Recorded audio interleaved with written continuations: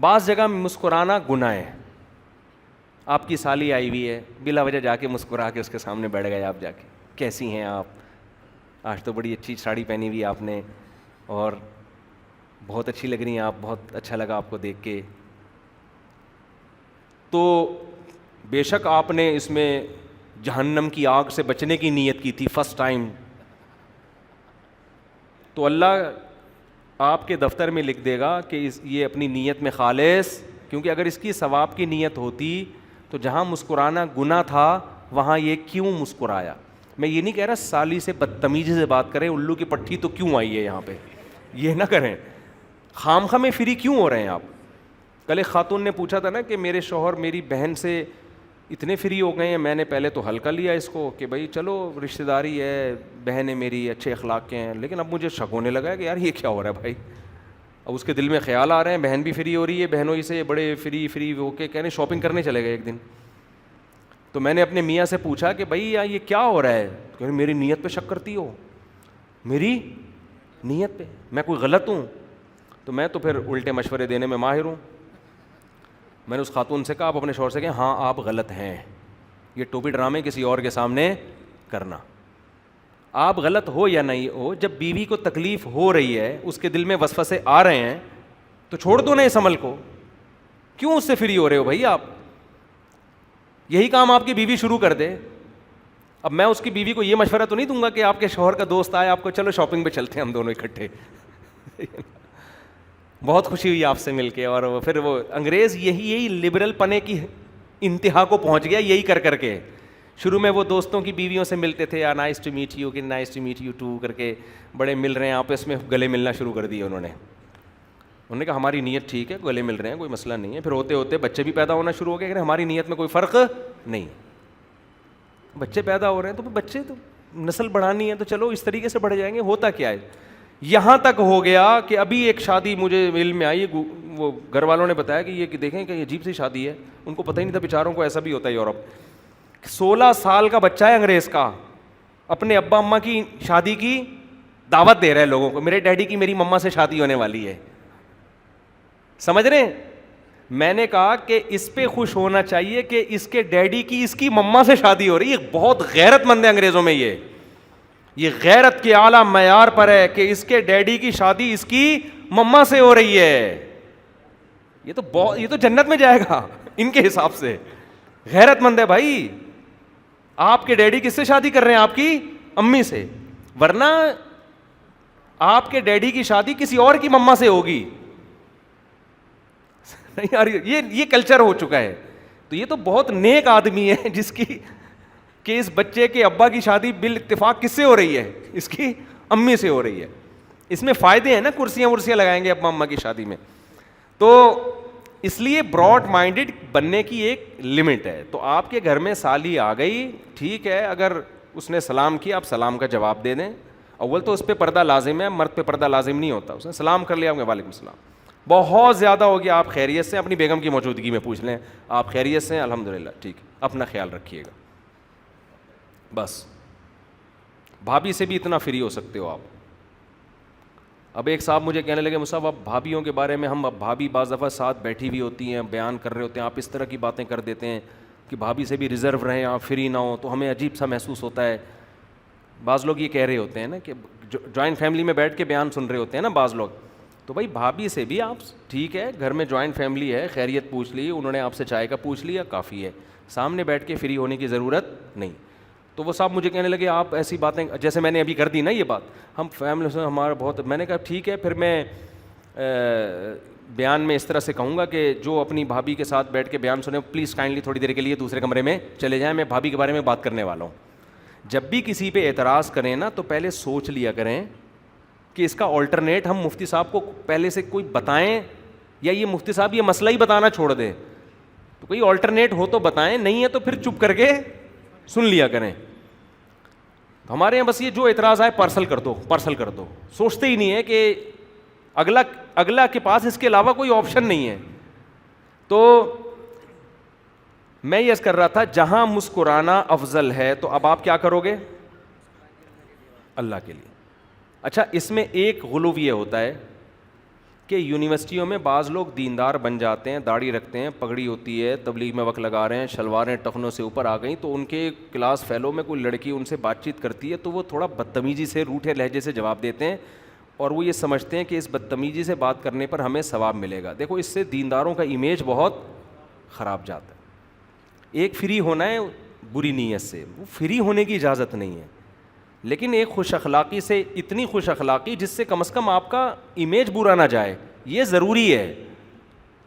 کیونکہ بعض لوگ نا اس میں بڑا غلو کرتے ہیں. کوئی بھی جوان لڑکی آپ سے بات کرا, ابھی ایک دن کیا ہوا, چند سال پہلے کوئی لڑکی بیچاری بائک پہ پیچھے بیٹھی ہوئی ہے, تو بائک گری, وہ لڑکی بھی گر گئی, اس کی شلوار پھٹ گئی یہاں سے, سڑک پہ گھسٹ گئی.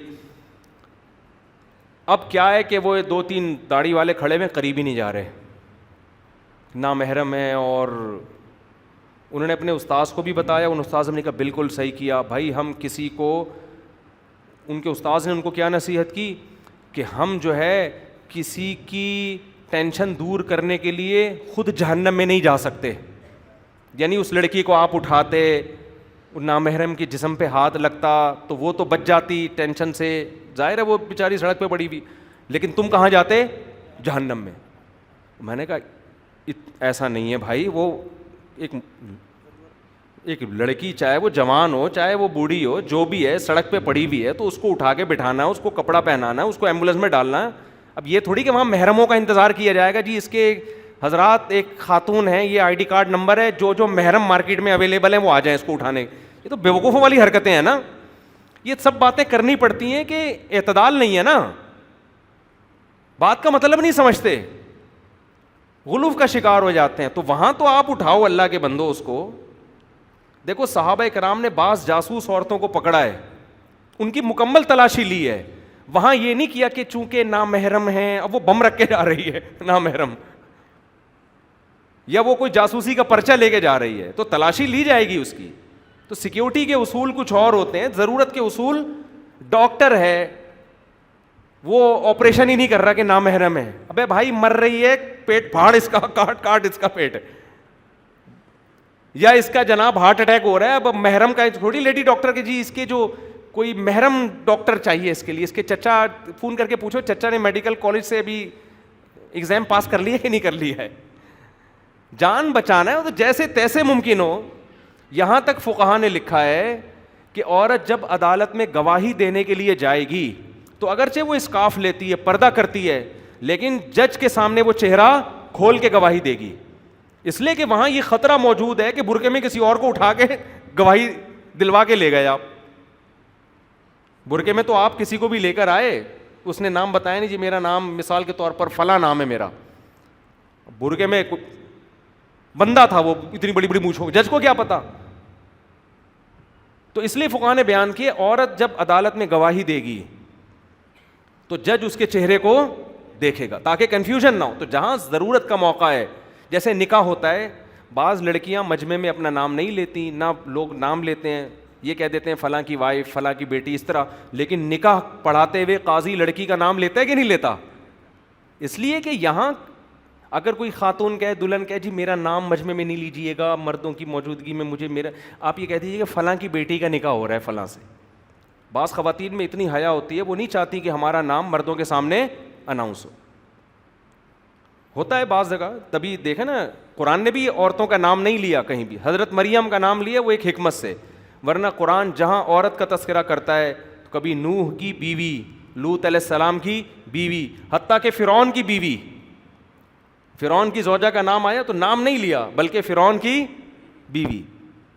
تو قرآن جہاں بھی عورت کا نام نہیں لیتا. اس سے پتہ چلتا ہے کہ خام خواہ مجمع میں عورت کا نام لینا حلال حرام کا مسئلہ نہیں ہے, لیکن ایک جن عورتوں کی طبیعت میں حیا زیادہ ہوتی ہے وہ اس بات کو پسند نہیں کرتی. اس کا حلال حرام سے تعلق نہیں ہے, لیکن پسند نہیں کرتی. وہ لوگ بھی اپنی بیٹیوں کا نام مجمع میں لینا پسند نہیں کرتے, بس یہ کہہ دیں گے میری بچی, اتنا کہہ دیں گے. لیکن نکاح میں ایسا نہیں ہے کہ آپ کہیں فلانی کی بیٹی کا, میں نے اس آپ سے کی بات نہیں کر رہا, یہ ہاں قبول ہے نہ بول دیں تو یار بیٹھے ہوئے بولے ابھی میں کہتا ہے کیا کہہ رہا ہوں فوراً قبول ہے, ایسے بول دیتے. تو فلانی کی بیٹی کا آپ سے نکاح کیا, کسی سے بول دے آدمی, ایسا نہیں ہے. فقہا کہتے ہیں پورا پورا نام لیا جائے. کنفیوژن پیدا نہ کرو. ادب ایک حد تک اچھا لگتا ہے, حیا ایک حد تک اچھی لگتی ہے, جہاں حیا کی وجہ سے کنفیوژن ہو رہی ہے, بڑے مسائل پیدا ہو رہے ہیں, وہاں حیا نہیں بھائی, وہاں سیدھا سیدھا نام. اب پتہ چلا وہ بیٹی سے نکاح کر دیا, اب دولہا کہہ رہا ہے دلہن کو دیکھ کے یہ والی تو بولی نہیں تھی میں نے, میرا تو وہ فلانی سے چکر چل رہا تھا میرا. اب قاضی کہے گا ہم نے تو بھائی بیٹی بولا تھا, بیٹی تو یہ بھی ہے اور وہ بھی ہے, تو یہ لڑائی ہوگی نا, پتہ کیا چلے گا کس سے نکاح ہوا ہے. تو پورا نام لیا جائے گا, باپ کا نام بھی بیٹی کا نام بھی. تو نکاح میں بھی ایسا ہی ہے, عدالت میں بھی ایسا ہی ہے, جج کے سامنے عورت چہرہ کھولے گی. اور اسی طرح کوئی خدا نخواستہ کوئی خاتون سڑک پہ پڑی ہوئی ہیں تو پردے کا خیال جتنا ممکن ہے کریں, باقی اس کو اٹھائیں, جسم کو ہاتھ لگانا پڑے تو ہاتھ بھی لگایا جائے گا اس کو. اور اسی طرح سیکیورٹی کے مسائل میں ایسا ہوتا ہے کہ کوئی جاسوس پکڑی گئی ہے تو ٹھیک ہے, پہلے تو یہ کہ عورت یہ کام کرے گی. بعض دفعہ جنگوں میں ایسا ہوتا ہے کہ اتنی فرصت نہیں ہوتی کہ لیڈیز کا انتظام کیا جائے, تو وہاں فوج کو اجازت ہے کہ بھئی آپ اس کی پوری مکمل تلاشی لے سکتے ہیں. تو جہاں بھی سیکیورٹی کا مسئلہ ہوگا, علاج کا مسئلہ ہوگا, وہاں شریعت اجازت دیتی ہے کہ پردے کا مسئلہ دوسرے نمبر پہ چلا جائے گا. سمجھتے ہو؟ تو اسی طرح یونیورسٹیوں میں کسی لڑکی سے کوئی اول تو بات چیت نہ کریں, لڑکیوں سے فری نہ ہو, کبھی ضرورت پڑ جاتی ہے تو پھر اس میں بدتمیزی والا لب و لہجہ نہیں ہونا چاہیے, اس میں فری بھی نہ ہو, ریزرو رہیں, تھوڑا سا ریزرو تو سمجھتے ہی ہیں نا, تھوڑا سا ریزرو رہیں, ہاں ہوئی ایک دم نا چھچورے پن پہ نہ آ جائیں, ٹھیک ہے نا, اور موبائل نمبر نہ مانگنا شروع کر دیں, ریزرو رہیں. اچھا ویسے آپ کی جنرل نالج کے بتاؤں, لڑکے جو ریزرو رہتے ہیں نا, لڑکیاں مرتی بھی انہیں پر ہیں. یہ تو ہمارے سامنے اتنے کیسز آئے ہیں نا. اندر ایک لڑکے نے مجھے بتایا میں یونیورسٹی میں لڑکیوں سے بڑا ریزرو رہتا ہوں, اور کہہ رہے صرف ٹوپی ڈرامہ ہے اور کچھ بھی نہیں ہے. خود بتا رہا تھا مجھے, میرے سامنے ہر آدمی بے تکلف ہو جاتا ہے, اس کو پتہ ہے میں ٹکر نہیں ماروں گا نا, اس کو سن لیتا ہوں میں بات. تو کہنے لگا کہ مجھے خود بتایا, کہہ رہا ہے مجھے اتنا ٹھرکی ہوں, اپنے بارے میں بتا رہا تھا, وہ تو مشورہ لینے آیا تھا نا, برائیوں میں لگ گیا ہوں اور میں شادی نہیں ہو رہی وغیرہ وغیرہ, لوگ آتے ہیں کہ میں اتنا ٹھرکی ہوں.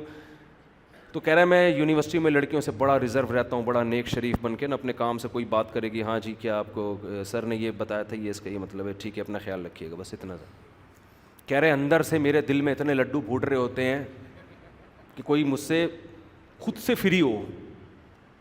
اور کہہ رہے لڑکیاں مجھے شریف سمجھنا شروع کر دی, اور زیادہ فری ہو رہی ہیں. کہہ رہے حالانکہ اپنے دل کی حالت کہہ رہے میں جانتا ہوں. تو اس لیے میں خواتین کو بھی کہتا ہوں جو بہت ہی گھنا بنا ہوا ہے نا, بعض دفعہ وہ محض اپنا امپریشن اچھا ڈالنے کے لیے گھنا بنا ہوا ہوتا ہے, اندر سے اس کے دل میں لڈو پھوٹ رہے ہوتے ہیں, لڈو, لیکن بعض صحیح بھی ہوتے ہیں. خیر وہ واقعی ریزرو ہوتے ہیں. تو میں یہ جو بار بار کہہ رہا ہوں نامحرم سے مسکرا کے بات نہ کریں, تو ایسا لب و لہجہ نہیں ہو کہ بدتمیزی جھلک رہی ہو اس سے, اس کا خیال کریں, کیونکہ دینداروں کا امیج اس سے بہت زیادہ خراب ہوتا ہے. آپ نے بدتمیزی نہیں کرنی ہے, فری نہیں ہونا بس آپ نے. تو اب میں اصل بات کر کے بس بیان ختم کرتا ہوں. تو ہماری مسکراہٹ چونکہ کس کے لیے؟ اللہ سے. اب آپ مجھے ایک بات بتاؤ, جب اللہ کے لیے مسکرانا ہے تو سب سے زیادہ کس کے ساتھ مسکرا کے بات کرنے کا ثواب ملتا ہے؟ ماں. کیونکہ نبی صلی اللہ علیہ وسلم کی صحیح حدیث, سب سے زیادہ اچھے اخلاق کا مستحق کون ہے؟ تمہاری ماں. صحابی نے پوچھا اس کے بعد, فرمایا پھر ماں. پوچھا اس کے بعد, فرمایا پھر ماں. سمجھ رہے ہو؟ تو لہذا آپ چاہتے ہو کہ تھوڑی دیر کی مسکراہٹ ہو اور آپ کے میزان کا ترازو, اس ایک نیکی کا وزن اتنا ہو کہ وہ جھک جائے, تو سب سے زیادہ مسکراہٹیں کس کے سامنے بکھیرنی ہیں؟ ماں کے سامنے. سمجھتے ہو؟ دوسرے نمبر پہ مسکرانے کا سب سے زیادہ ثواب کس کے سامنے ملتا ہے؟ ایسا نہ ہو خام خامے بتیسیاں دکھا, کوئی بات ہو تو, یعنی ایکٹنگ نہیں کرنی ہے جا کے, ابا کو لگے کہ یہ پتہ نہیں کیا ڈرامے شروع کر دیے اس نے. مطلب یہ کہ میٹھے لہجے میں ایسا ایٹیٹیوڈ ہو, ایسا لب و لہجہ, ذرا بھی سختی نہ ہو بات چیت کے انداز میں. تو اگر آپ کی مسکراہٹ اللہ کے لیے ہے تو دوسرے نمبر پہ آپ سب سے زیادہ کس کے سامنے مسکرا کے بات کریں گے؟ ابا کے سامنے. اب سوال پیدا ہوتے ہیں تیسرے نمبر پہ, کیونکہ مسکرانا صدقہ ہے نا. مسکرانا کیا ہے؟ صدقہ. حدیث میں آتا ہے افضل الصدقۃ ما تجعل فی امرأتک, سب سے بہتر صدقہ وہ ہے جو تم اپنی بیوی پہ خرچ کرتے ہو. جب آپ نان نفقہ, جو بھی آپ کی جیب سے پیسے نکل کے جاتے ہیں, تو سب سے پہلا اس کا محل کون ہے؟ بولتے کیوں نہیں بھائی؟ بیوی. تو تیسرے نمبر پہ ماں باپ کے بعد مسکرا کے بات کرنے کا سب سے زیادہ ثواب لینا چاہتے ہو تو کس کے سامنے مسکرا کے بات؟ بیگم. دیکھو یہ مسکرانا جو ہے نا, یہ مسکرانے کا لفظ حدیث میں ایک علامت ہے. اس کا مطلب لازمی مسکرانا نہیں ہے, ایسا رویہ جس سے اس کا دل کیا ہو جائے؟ خوش ہو جائے. ہمارے نبی صلی اللہ علیہ وسلم نے اپنی زوجہ کو کہانیاں بھی سنائی ہیں, کہانیاں سنی بھی ہیں, حالانکہ آپ صحابہ کرام کے ساتھ ایسا نہیں کرتے تھے, کیونکہ ٹائم ویسٹ ہے نا اس میں, تو بظاہر تو ایک وقت ضائع ہو رہا ہے نا. بھئی آپ گپے مار رہے ہو گٹر کے ڈھکن پہ بیٹھ کے لوگوں سے, ہاں اور سنا ہے کیا ہو رہا ہے وہاں, کیا ہو رہا ہے, اس نے کیا کیا, اس نے, یہ گپے چلتی ہیں آپس میں. تو سب سے زیادہ یہ گپ شپ, ہنسی مذاق, اس کا ثواب سب سے زیادہ کس کے ساتھ ہے؟ بیوی کے ساتھ. تبھی تو نبی صلی اللہ علیہ وسلم نے فرمایا ہر کھیل کیا ٹائم ویسٹنگ ہے نا, آپ نے فرمایا ہر کھیل باطل ہے سوائے اپنی زوجہ کے ساتھ. تو جہاں کھیل ہونا چاہیے, جہاں ابے تبے بھی, گپ شپ بھی, فضول باتیں بھی, ثواب ہے وہاں پہ. بہت سے مردوں کو یہ خیال ہوتا ہے یار بیوی سے بات کیا کریں, ٹھیک ہے نا, تو فضول باتیں کر رہی ہوتی ہے جس کے نہ سر نہ پیر. ایک یہ تو میرے پاس جھگڑے آتے ہیں, کہتے ہیں یار یہ کبھی بھی کوئی ڈھنگ کی بات اس کی منہ سے سنی نہیں ہے. تو یہ خوب سمجھ لیں کہ میاں بیوی کے درمیان اگر کام کی باتیں شروع ہو جائیں نا, تو یہ تو آفس میں بھی ہوتی ہیں یار. آفس میں کوئی آپ کا ملازم آئے, یہ دفتر ہے, تیرے ماموں کا گھر تھوڑی ہے, یہی کہو گے نا اس کو, کیا خیال ہے بھائی؟ اس سے کام کی بات ہوگی, ٹو دا پوائنٹ بات ہوگی. ملازمین کے ساتھ ٹو دا پوائنٹ بات ہوتی ہے, آدمی دفتر میں باس کے ساتھ ٹو دا پوائنٹ, سر یہ آپ نے کام دیا تھا, یہ ہو چکا ہے, تھوڑا سا رہ گیا, سر میں گھر جانا چاہتا ہوں, آج اگر آپ 10 منٹ پہلے چھٹی مل جائے مجھے, ٹو دا پوائنٹ بات ہوگی. جہاں دل بہلانا ہوتا ہے وہ دوست ہوتے ہیں, ان میں آدمی ٹو دا پوائنٹ باتیں, اس میں ہنسی مذاق گپ شپ. تو بیوی بھی جو ہے کام کی باتیں تو ٹھیک ہے, وہ تو کرتے ہی ہیں سب, تو بیگم کے ساتھ تو شریعت کا حکم ہے کہ فضول باتیں کرو بیٹھ کے, سمجھ رہے ہو نا, وہاں باتیں ہی کیا ہیں؟ باتیں ہی مقصود ہیں. گھر والوں کو ٹائم, اچھا اس میں خواتین بھی تھوڑی سی نا غلو کرتی ہیں. بعض بندے گھنٹوں گھنٹوں بیٹھ کے بیوی کو ٹائم دے رہے ہوتے ہیں, باتیں کر رہے ہوتے ہیں, مگر بعض خواتین جو بیان نہیں سن رہی وہ پھر بھی شکایت رہتی ہیں کہ ہمارے میاں ہمیں ٹائم. کچھ بعض خواتین کا مزاج ہوتا ہے یہ کہ وہ بندہ آدھا ہو جاتا ہے, پگھل کے ختم ہو جاتا ہے, لیکن ان کو یہی شکایت ہوتی ہے کہ ہمیں ٹائم. اصل میں وہ یہ دیکھ رہی ہوتی ہیں آفس کو اتنا ٹائم دیا, دکان کو اتنا ٹائم دیا. بھائی وہ تو بزنس ہے نا, وہ تو 8-8 گھنٹے وہاں لگانے پڑیں گے اس کو, یہ تھوڑی کہ تمہارے پاس 8 گھنٹے کے لیے آ کے بیٹھ جائے گا, وہ تو کسی کام کا نہیں رہے گا. تو عورت کو شکر ادا کرنا چاہیے اگر میاں بیٹھ کے گپ شپ والا مل گیا ہے, آ کے اپنے دکھڑے سناتا ہے, ادھر ادھر کی باتیں کرتا ہے اور میمز وغیرہ بتا رہا ہوتا ہے, کوئی بھی ادھر ادھر کی پھینک رہا ہوتا ہے بیٹھ کے, تو عورت کو شکر ادا کرنا چاہیے میرا میاں ایسا ہے جو میرے سے گپ شپ بولو لگاتا ہے. تو جتنی شکر ہوگا نا تو آدمی کا دل اور خوش ہوتا ہے, پھر وہ کہتا ہے چلو یار گھر آ کے مجھے اور تفریح ملے گی. مردوں کو شکایت ہی ہوتی ہے اگر ہم کبھی اچھی بات کر بھی لیں تو آگے سے جواب ایسا ملتا ہے نا کہ وہ آدمی کہتا ہے یار چپ رہتا. تو بعض عورتوں کی عادت ہوتی. خیر جو اصل بات تھی کہ اگر آپ اللہ کے لیے مسکراؤ گے تو پھر ماں باپ کے بعد سب سے زیادہ مسکرانے کا ثواب کس کے سامنے ملتا ہے؟ بیوی کے سامنے. ہمارے نبی صلی اللہ علیہ وسلم حضرت عائشہ رضی اللہ تعالیٰ عنہ فرماتی ہیں گھر میں ہمیشہ مسکراتے ہوئے چہرے کے ساتھ آتے تھے. کیسی زبردست بات ہے یار. حضرت ابو ہریرہ رضی اللہ تعالیٰ عنہ فرماتے ہیں جب بھی نبی صلی اللہ علیہ وسلم کی مجھ پہ نظر پڑی ہے, سوچیں مدینہ چھوٹا سا شہر تھا, صبح و شام کتنی دفعہ ملتے ہوں گے نا, فرماتے ہیں نبی صلی اللہ علیہ وسلم کی جب بھی مجھ پہ نظر پڑی ہے کبھی ایسا نہیں ہوا کہ آپ نے مجھے دیکھا اور مسکرائے نہ ہو. آپ ہمیشہ حضرت ابو ہریرہ کو دیکھ کر آپ صلی اللہ علیہ وسلم مسکرائے. کیسے پیارے اخلاق. تو اس لیے اللہ کے لیے مسکرانا بھی کیا ہے؟ بولو ثواب. تو اس کے بعد بھائی بہن ہیں, ان کا رشتہ قریبی ہوتا ہے. سالہ آ گیا کبھی مسکرا اس کو دیکھ کے دل نہیں چاہ رہا آپ کا. اچھا جتنا دل نہیں چاہے گا نا اتنا مسکرانے میں ثواب زیادہ ہوگا. تو آپ کے سالے آ گئے, آپ کا بالکل بھی دل نہیں چاہ رہا, ساس آ کے بیٹھ گئیں, جا ہی نہیں رہی ہیں, ٹھیک ہے نا, آپ کا بالکل بھی دل نہیں کر رہا. اب یہاں آپ جتنے دانت دکھائیں گے ہر دانت پہ آپ کو نیکی ملے گی.